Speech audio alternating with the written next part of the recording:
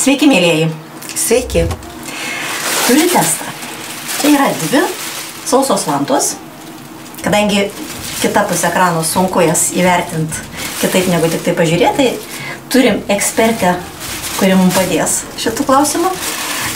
Dabar duosiu tas 2 vantas ir pabandyk pažiūrėti, kuo jos tau skiriasi.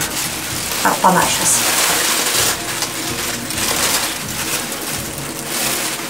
Galima pavosyti. Šitą, man atrodo, labiau išsausinta. Na ir tiek. Taip panašiai atrodo. O jeigu palaižytum vieną ir kitą, vis retai valgom ir laižom vantas. Čia toks įdomesnis testas. Šitą sūri? Taip, šitą sūri. Sūri.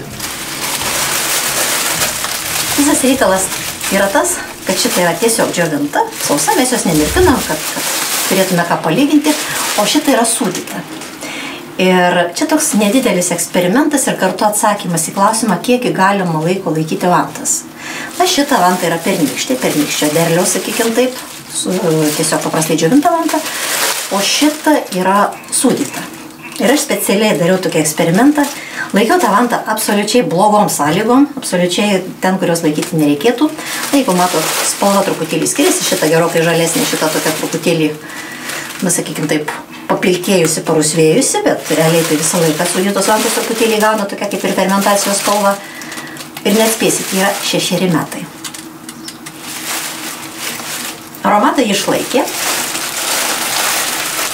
Ir aišku, truputėlį tas aromatas yra pasikeitęs, aš tikrai nesiūlau jums to daryti visiems.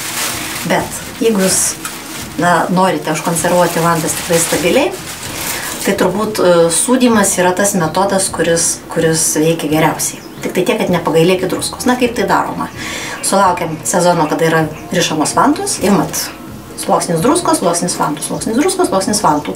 Druskos nepagailėkit, druską galima paskui naudoti ir atskirai. Na, tiesiog kažkaip tai. Ar pakartotinai to pačiam vantom sūdyti, ar pirties procedūrom, ar ką tik norit.